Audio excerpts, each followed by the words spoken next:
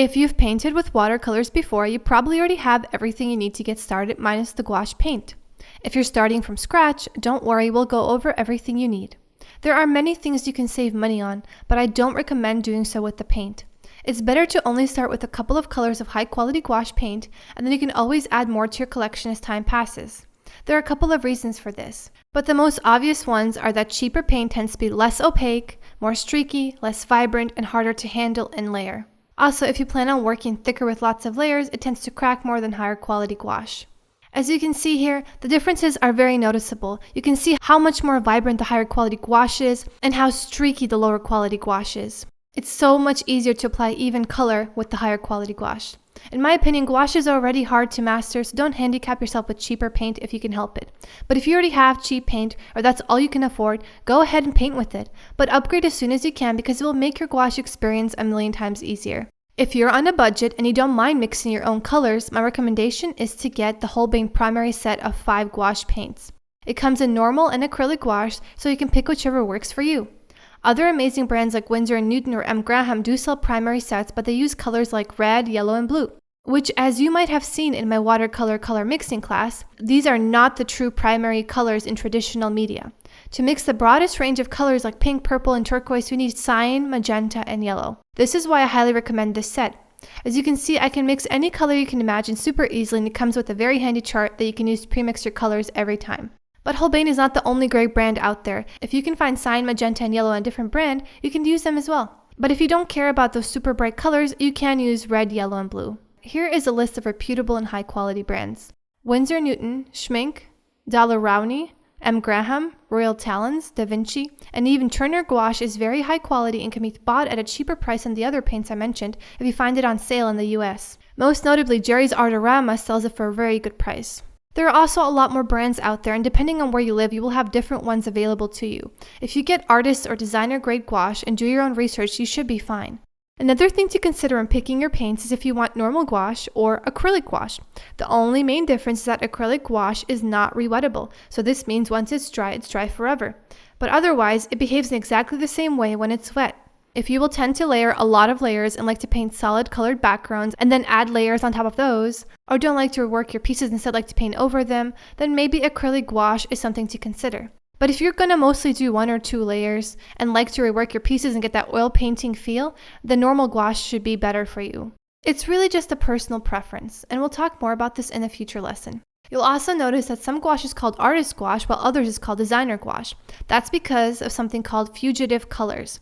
Fugitive colors are colors that fade when exposed to light for a period of time. You can check each color's permanence on the tube or on the paint brand's website. For example, our artist gouache primary colors from Holbein are all permanent or higher, as you can see here. But if you look at these colors, the highest is only moderately durable, and some of them aren't even rated, like the opera pink, which is definitely a fugitive color and will fade very quickly when exposed to light. These are designer colors. Designer colors are meant for graphic designers or surface pattern designers. They come in so many colors, but they are not meant to be framed and hanged or sold like traditional artist pieces. They're made to be scanned in instead and can be sold as prints instead.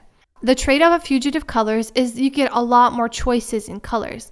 But picking whether you just use artist gouache or mix designer gouache with artist gouache is up to you. I generally just scan in my pieces to share with the world, and I won't sell originals, so designer gouache works well for me because I really like bright colors. But if you want to hang your pieces or sell your originals and paint things like nature or animals, things that have more muted natural colors, you should use only artist gouache, so be sure to check the permanence of the colors you buy. Now, one more thing you might want to get is extra tubes of white. You will find yourself going through white very quickly, and you will notice there are 2 types of white that you can buy. Titanium white or permanent white is probably the color you got in your set, and it's used to add highlights. It's a very opaque white, and when mixed with a color, it will dull it a little more. But zinc white is not as opaque, so it shouldn't be used for highlights, and is instead perfect for mixing with color to lighten it without reducing saturation. So titanium white is for highlights, and zinc white is for mixing with other colors. Another neat trick is to mix watercolors with zinc white to make an opaque paint that is pretty much gouache. This is a good idea if you're not sure if you want to dabble in gouache and have tubes of watercolors. You could try this out first, but watercolor tubes tend to be pricier than gouache, so this isn't cost effective. Now that we got paint out of the way, let's dive into the other things you need to get started. Gouache can be used on a variety of surfaces from wood to cardboard, but watercolor paper tends to be ideal. You can get away with using paper that is thinner, like this black paper, which is only 100 pounds. As long as you don't use too much water, it works just fine. But if you want to layer more or use it like a wash, which just means use a lot more water, I recommend using at least 140-pound paper, just like in watercolor. Watercolor paper is ideal for this because it is made to handle lots of water. It comes in cold press, which has a texture to it, or hot press, which is smooth. This is just a personal preference, but the general rule of thumb is if you want to include more detail, I'd go with hot press. If you like texture and looser paintings, cold press might be a better choice. 140-pound Canson XL paper is very cheap, so it's a great bang for your buck paper. It doesn't have too much texture to it, even though it's cold press, so if you want a budget paper that will hold up well and is easy to start with, this is it.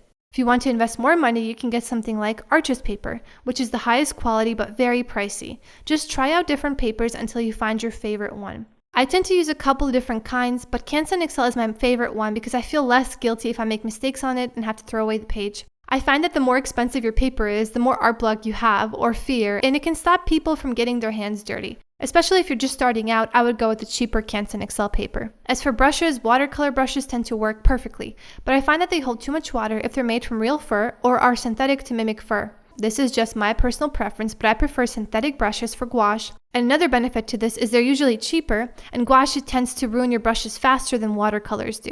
So I wouldn't use your fanciest watercolor brushes with gouache. Another thing to keep in mind is acrylic gouache acts like acrylic paint. That means if it dries on your brush is ruined. So you have to wash it very quickly after you use it. If you're getting acrylic gouache, get cheaper brushes and be sure to wash your brush in brush soap or normal soap after each use. You can just gently rinse it in water until all the paint comes out. My recent favorite brushes for normal gouache are the Golden Taklon Round 2000 series by Treacle.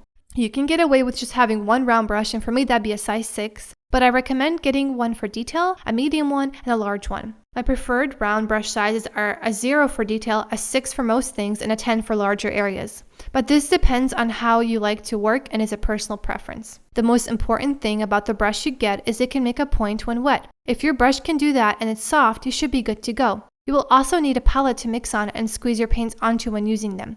You might be tempted to make your palette like a watercolor one by squeezing paints onto a palette and leaving it to dry, so you don't have to squeeze paints out every single time. It can just reactivate it with water. And this can be done, but I don't recommend it unless you are using your gouache thinly like watercolors only. Gouache is better straight out of the tube. It does reactivate with water, but it won't be as thick as it can be out of the tube. So if you layer a lot and like to use thicker paint, I don't recommend you do this. And instead take out as much as you need for each painting. You can always get more paint, and if your paint dries on your palette, you can always leave it for next time for the thinner or first layers. You have a lot of options and freedom when it comes to what to mix on. You can use a mixing palette, or a simple plate, or for a limited color palette, a small mixing tray like this one. Some other supplies you'll need are 2 containers of water, one for initially cleaning your brush and the second for making sure it's clean, and a scrap cloth or paper towel which can be used to lift excess paint and water from your brush. You might also want a pencil and eraser to sketch out your piece before you start, and that's it. There are other things you can use, essentially anything you use in watercolor, but these are the basics you need to get started. Now that we have everything we need, let's dive in.